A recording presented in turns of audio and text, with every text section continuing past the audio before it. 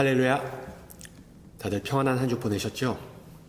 오늘 수요일 저녁 예배 12월 6일 수요일 저녁 예배 모이신 분들을 예수 그리스도 이름으로 환영합니다. 우리 다같이 사도신경으로 신앙 고백합니다. 나는 전능하신 아버지 하나님 전지의 창조주를 믿습니다. 나는 그의 유일하신 아들 우리 주 예수 그리스도를 믿습니다.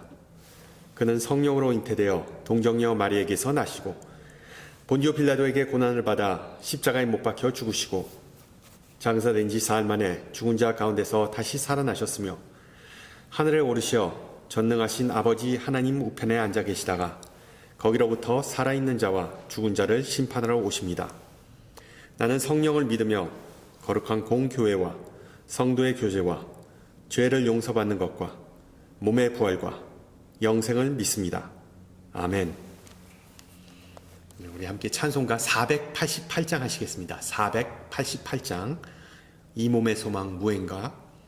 예전 찬송가는 539장이고요. 539장 488장 우리 함께 찬양합니다.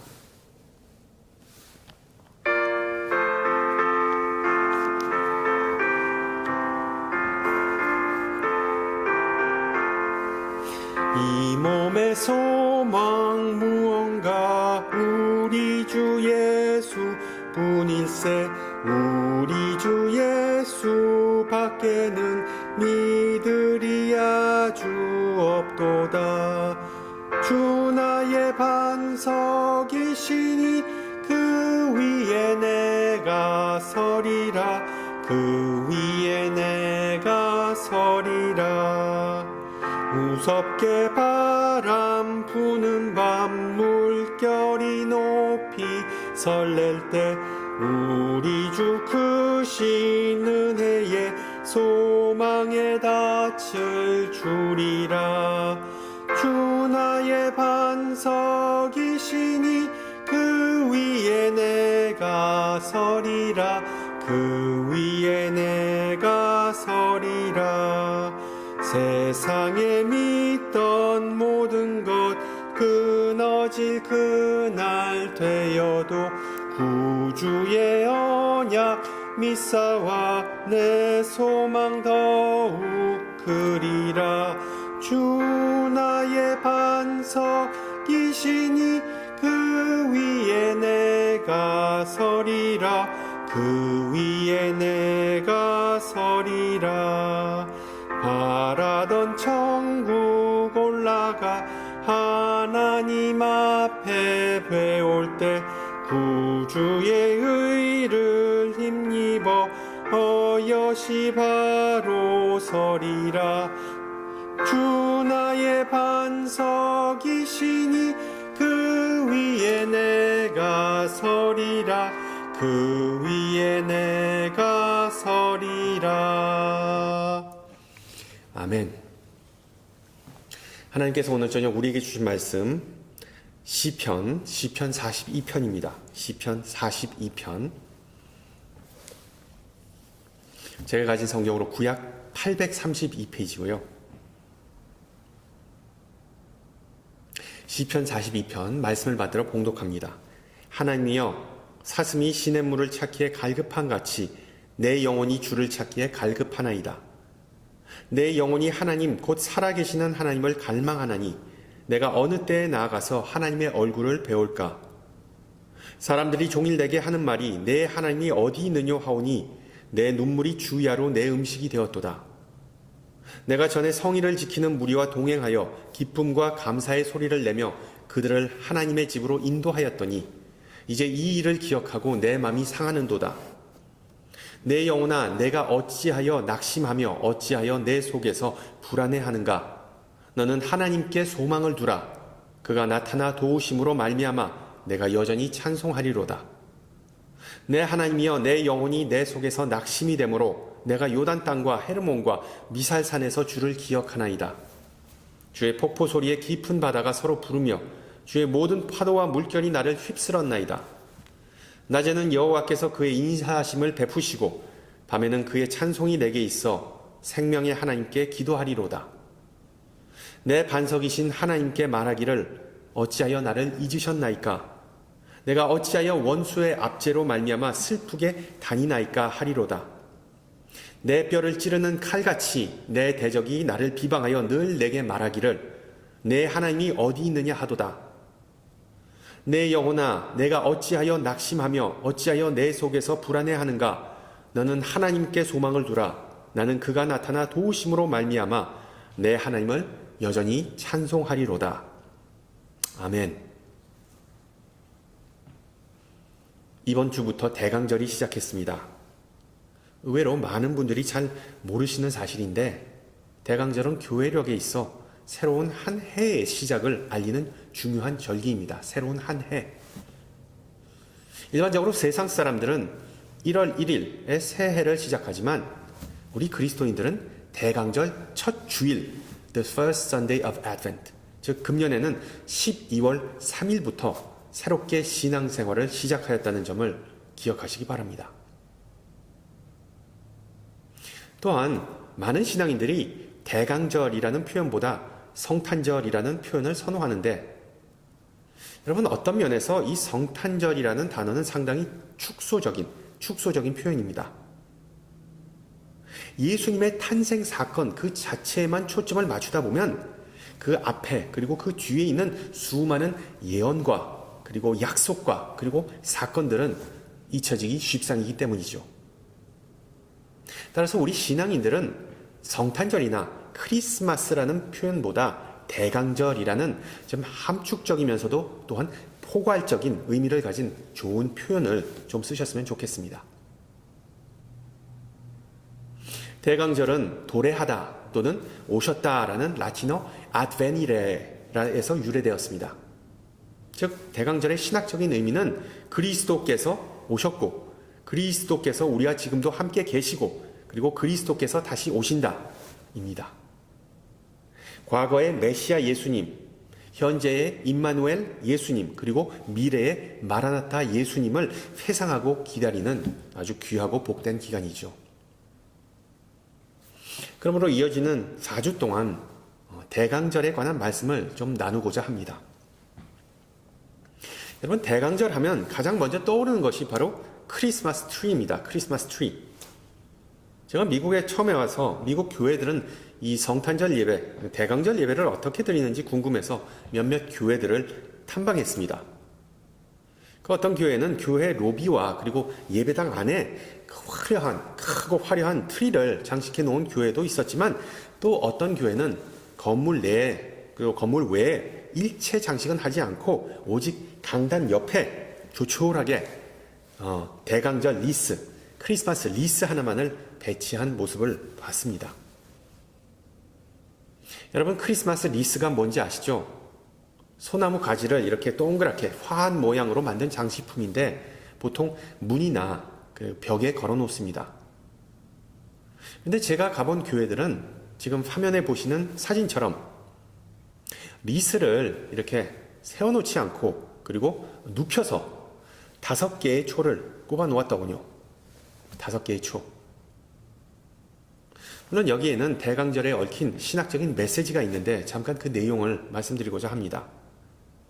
그 교회에서 트리가 아니라 원형 모양의 리스를 사용하는 이유는 하나님과 우리가 맺은 영원한 사랑의 언약을 상징합니다.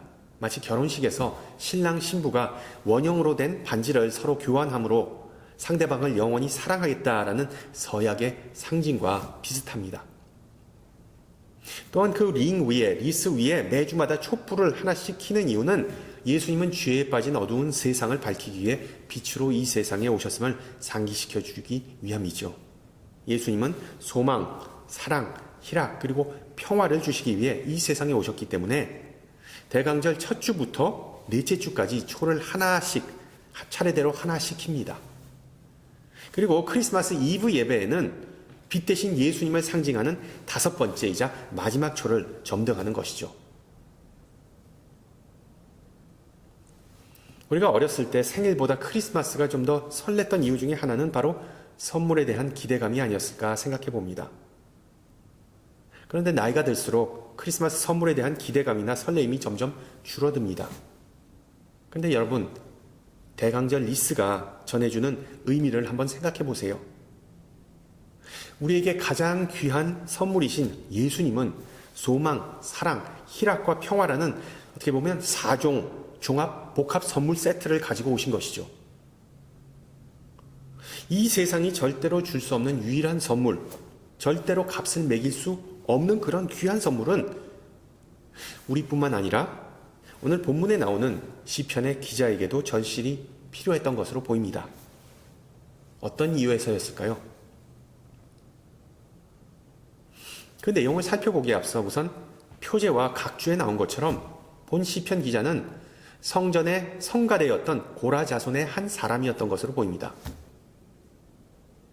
비록 이 시편 작가의 정체에 대해 잘 알 수는 없지만 그의 내적 심리 상태에 대해서는 우리가 본문을 통하여 몇 가지의 힌트를 얻을 수 있습니다. 오늘 5절을 보세요. 읽겠습니다. 내 영혼아 내가 어찌하여 낙심하며 어찌하여 내 속에서 불안해하는가. 마치 무슨 정신 나간 사람처럼 본인이 자기 자신에게 말을 거는 다소 이상한 화법을 구사합니다. 이게 도대체 무슨 상황일까요? 바로 우리가 소위 말하는 멘붕, 멘탈이 붕괴된 상태를 나타냅니다. 우울증이나 조울증을 겪는 환자의 전형적인 증세를 보이는 것이죠. 왜 시편 기자는 이와 같은 극도의 불안한 정신적 상태에 있는지 9절을 보세요.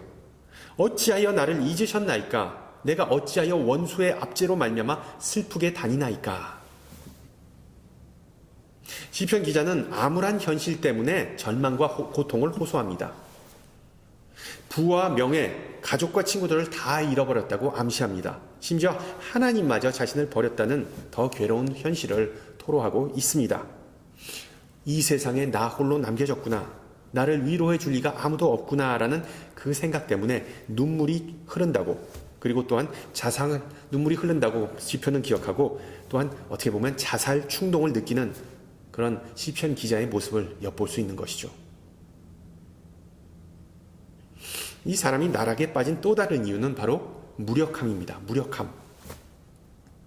자신이 겪는 고난과 역경에 대해 자기 자신은 스스로 아무것도 할 수 없다는 사실을 깨달은 것이죠.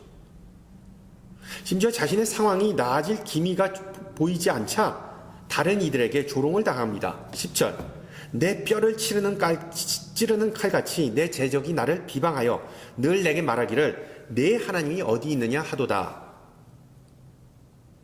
잘 보시면 이런 조롱은 마태복음 27장에서 대제사장과 장로들이 십자가에 달리신 예수님에게 했던 조롱과 유사합니다.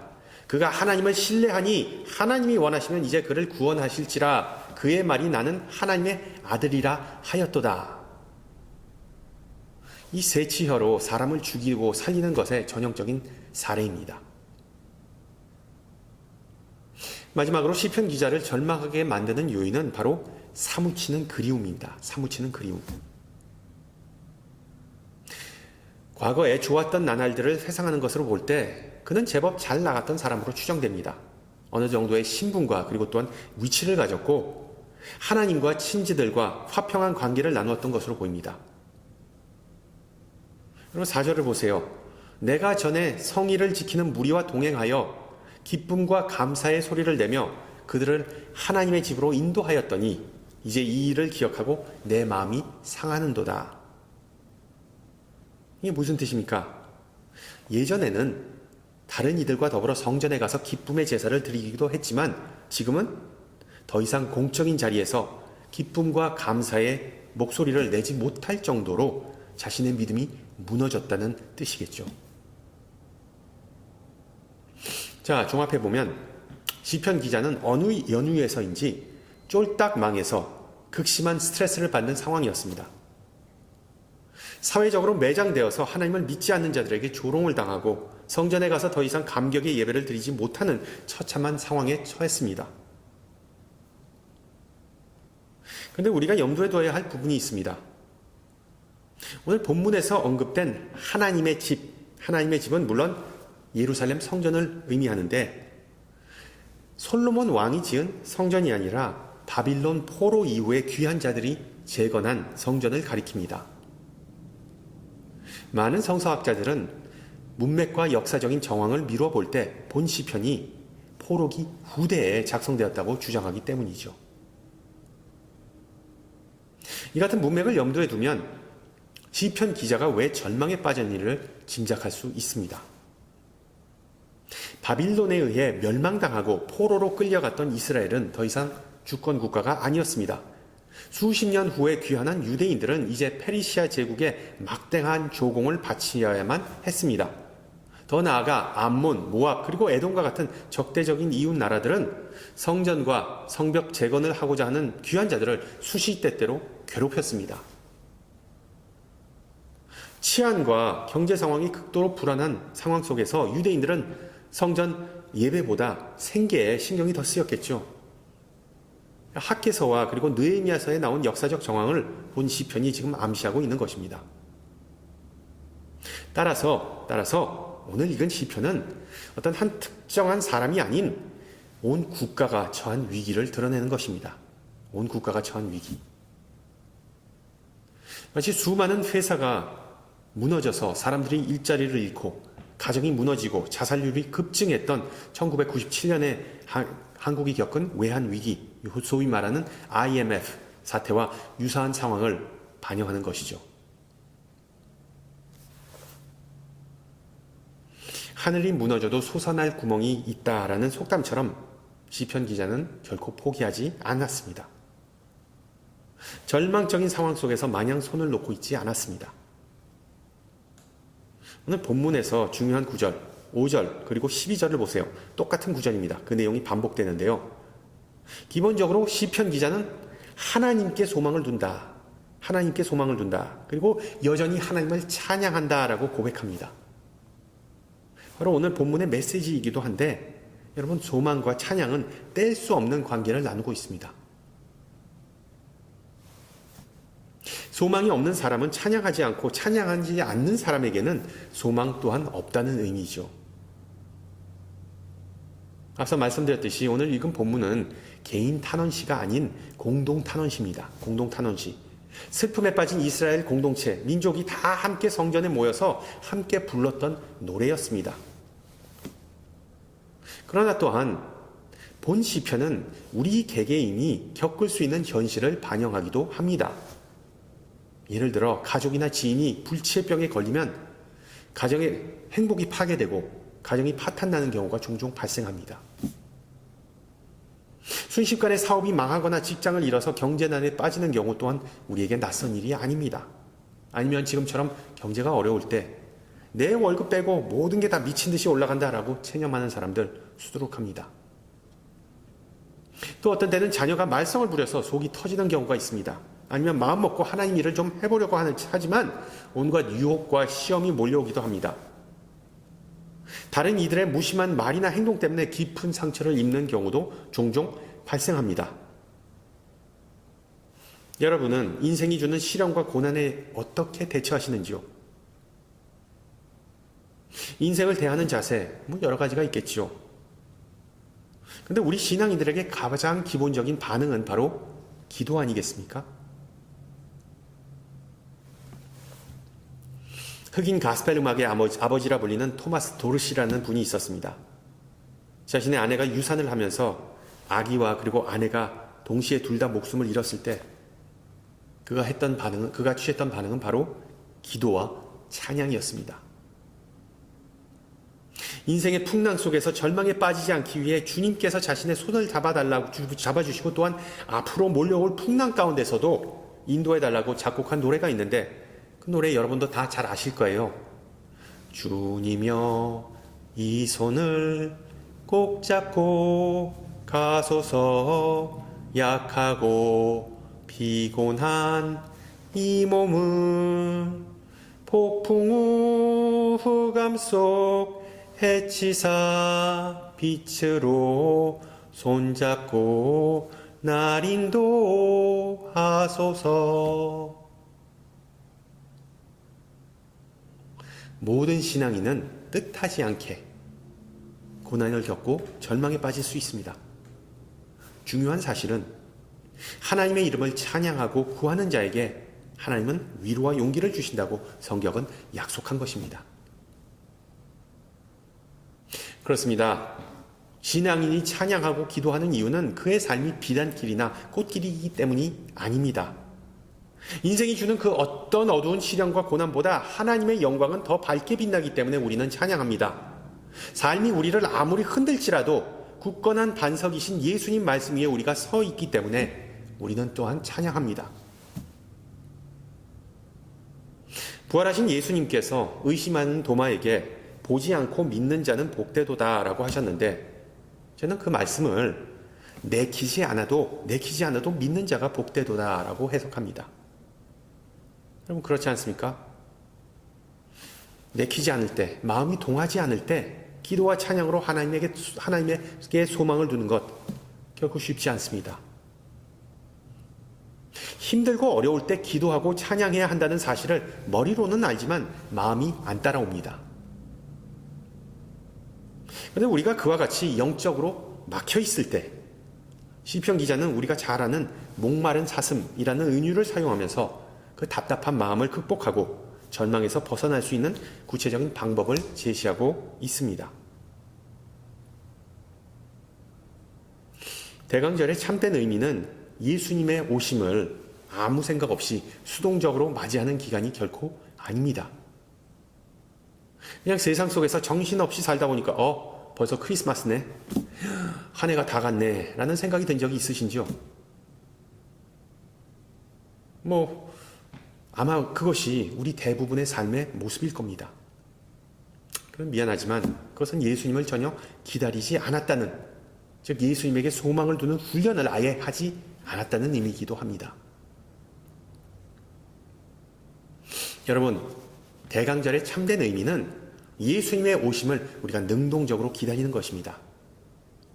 마치 그 뜨거운 불타는 광야에 사는 목마른 사슴이 물을 마시지 못하면 죽는다는 사실을 알고 필사적으로 시냇물을 찾듯이 우리 신앙인이 절실하게 몸부림치듯이 살아계신 하나님을 갈망하는 기간이 바로 대강절입니다. 이와 같이 성경에는 예수님의 오심을 애타게 기다린 몇몇 사람들이 등장하죠. 사가랴와 엘리사벳, 요셉과 마리아, 동방박사, 시므온과 안나와 같은 이름이 복음서에 언급됩니다. 무엇보다 예수님의 오심을 가장 절망했던 이는 바로 세례 요한입니다. 세례 요한. 세상 사람들이 보기에 세례 요한은 괴짜였습니다. 그 생활 방식이 예사롭지 않았기 때문이죠. 동시에 세상 사람들은 세례 요한에게서 하나님의 능력을 엿보았습니다. 그래서 그에게 그토록 때로 몰려와 세례를 받았던 것이죠. 그리고 그런 세례 요한의 전매 특권은 금식이었습니다. 금식. 우리는 세례 요한이 메뚜기와 꿀만 먹고 살았다고 생각하지만 실제로 요한은 금식하면서 자신의 영혼을 먹이고 풍요롭게 만들었던 사람이었습니다. 그래서 나중에 초대교회에서도 육체적 금식은 영혼을 풍요롭게 만들어 하나님을 깊게 체험하고 성령님과 동행하는 삶을 살 수 있게 한다라고 가르치고, 그리고 또한 그렇게 믿었습니다. 안타깝게도 오늘날의 교회에서는 금식과 같은 내적 훈련이 점점 더 없어지는 추세입니다. 아이러니하게도 건강을 위해서 오히려 비그리스도인들이 금식을 더하는 추세이죠. 여러분, 간헐적 단식이라고 들어보셨을 거예요. 의사들은 사람마다 다 다르지만 적당한 공복 상태를 유지하는 것, 즉 영양 과잉보다는 배고픈 상태가 건강에 더 좋다라고 말합니다. 한국에는 금식 기도원 같은 곳들이 좀 있어서 영적 공복을 유지하는 데 도움이 되는 곳이 많습니다. 우리가 사는 미국에도 산타크루즈나 산호세 같은 곳에 금식 기도원이 있습니다. 물론 우리가 그런 곳에 직접 가서 몇 박 며칠을 머무르면서 훈련하면 우리 영성에 큰 도움이 되겠죠. 분명한 사실은 우리 신앙인은 광야의 사슴처럼 의에 줄이고 목마른 상태를 유지해야만 영적으로 건강할 수 있습니다. 예를 들어 하나님과의 시간에 방해되는 삶의 속도를 좀 늦추거나 스크린 타임이나 여가 생활을 좀 줄이는 것이 있습니다.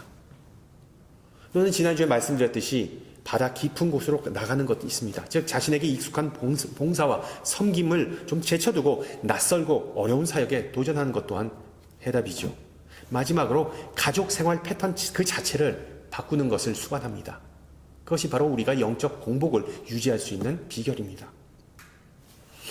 이번 대강절을 맞이하여 우리 자신을 돌아보며 이런 질문을 좀 했으면 좋겠습니다. 나는 목마름 사슴과 같이 하나님의 은혜와 능력을 간절히 필요로 하는가? 예수님이 애타게 기다려지지 않으면 우리의 영혼이 이미 메마르고 병들었다는 증거입니다. 그럴 경우에 정답은 세례 요한의 메시지처럼 회개입니다. 회개. 그런 단순히 입술로만 주님, 제가 잘못했습니다. 제가 너무 무관했습니다. 라고 끝나서는 안 되겠죠.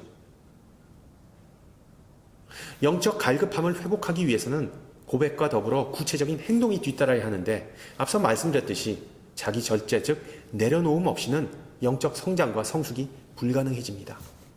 나의 잘못된 습관을 내려놓고 나의 은밀하고 어두운 구석을 좀 포기하고 내가 나를 통제하려는 마음도 내려놓고 누추한 마국간에서 태어나셔서 흉악한 십자가 위에 돌아가신 예수님의 온유함을 의지하세요. 그리함으로 주님을 갈망하는 마음이 회복되는 역사가 있기를 축원합니다. 할렐루야.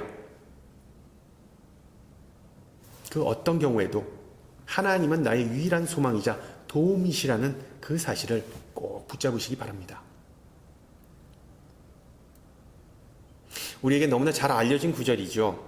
시편 121편 내가 산을 향하여 눈을 들리라. 나의 도움이 어디서 올까? 나의 도움은 천지를 지으신 여호와께로소이다. 비슷한 맥락에서 로마서 15장 소망의 하나님이 모든 기쁨과 평강을 믿음 안에서 너희에게 충만하게 하사 성령의 능력으로 소망이 넘치게 하시기를 원하노라. 이처럼 참된 소망은 이 세상이 아니라 오직 하나님에게서만 찾을 수 있습니다. 불치병에 걸린 어느 여인의 임종을 앞두고 그 여인의 친구가 문병하였습니다. 그리고 말하기를 많이 아프지? 내 마음도 아파. 그러자 환자는 대답했습니다. 그래, 하지만 여길 봐. 이 손바닥에는 못이 없어. 주님의 손에는 못이 박혀 있었어. 그래서 나에게는 소망이 있어.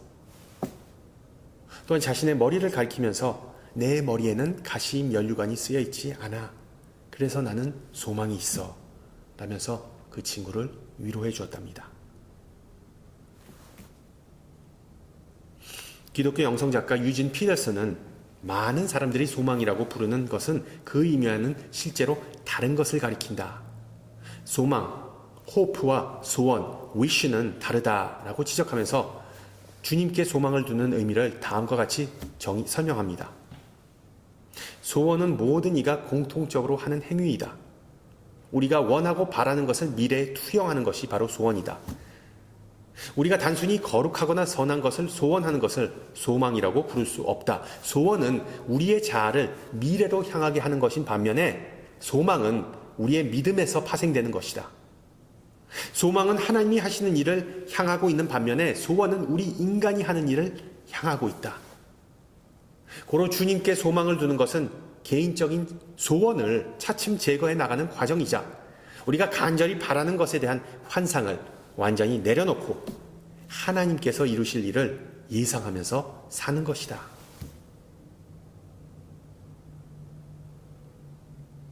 서두에서 말씀드렸듯이 예수님은 이 세상에 빛으로 오심으로 하나님의 약속을 지키신 분이십니다.